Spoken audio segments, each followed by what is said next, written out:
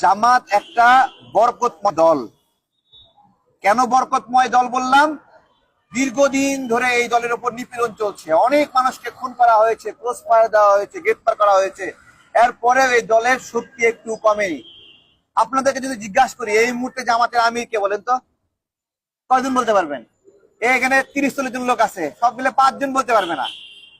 বুঝতে পারছেন? বলতে পারবে না যে ভারপ্রাপ্ত আমির এই মুহূর্তে কে, বলতে পারবে না। দেখেন, একটা দলের প্রধানের নাম আমরা কেউ জানি না, অথচ সেই দলের নাম শুনে সবাই খুশি হয় অথবা আতঙ্কিত হয়। যারা মজলুম তারা খুশি হয়, যারা নিপীড়ক তারা আতঙ্কিত হয়। নিপীড়কদের আতঙ্কের নাম হলো জামাত।